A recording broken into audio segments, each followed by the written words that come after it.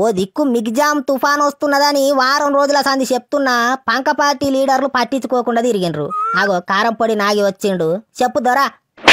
ఉన్న ధాన్యాన్ని ఏదైతే రోడ్డు మీద ఉన్న ధాన్యాన్ని ఇమీడియట్లీ షిఫ్ట్ చేసే విధంగా గౌరవ ముఖ్యమంత్రి గారు ఆదేశం ఇవ్వటం జరిగింది.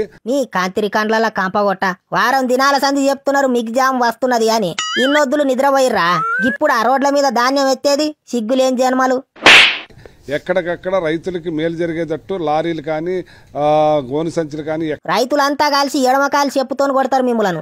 నిన్నటి దాకా బస్సు యాత్ర తుసు యాత్ర అనుకుంటా తిరిగి రైతులను పట్టించుకోకుండా ఇప్పుడు వచ్చి జూట మాటలు చెప్తారా? ఇజ్జతి లేదు. ఆఫ్లైన్ లో కూడా ఇవాళ దగ్గర 1,07,000 బస్తాలని ఆఫ్లైన్ లో కూడా నిన్న వీళ్ళ ముఖాలకు ఆఫ్లైన్ ఆట ఆన్లైన్ ఆట. ధాన్యం మీద గప్పనికే టార్పాలిన్ కవర్లు ఇచ్చే దిక్కు లేదు గాని ఉత్తుత్తి ముచ్చట్లు ఉద్దెర ముచ్చట్లు అయితే బాగా చెప్తారు. డబ్బు విషయంలో 3 రోజుల్లో 2 రోజుల్లో కూడా డబ్బు వేసేస్తున్నాం. పైసలు వేస్తున్నారట. ఎన్నడు ధాన్యం కొన్నారు, ఎన్నడు సంచులు ఇచ్చిర్రు, ఎన్నడు తూకం వేసిర్రు ఆ భగవంతునికే తెలవాలే. ఒక్క ఊర్లోనన్నా ధాన్యం కొన్నట్టు చూసినామా? ఎంత పచ్చిగా అబద్ధాలు చెప్తున్నారు చూడర్రే. వేరే ఐటమ్ ఉంది, దానివల్ల ఇబ్బంది లేదు. అది ఎంచేతంటే ఎంత గాలి వేసినా కానీ నిటారుగా నుంచోవటం వల్ల ఈ ఐటమ్ ముచ్చట్లు చెప్పి ఐటమ్ చేస్తున్నాడు కారంపొడి నాగి.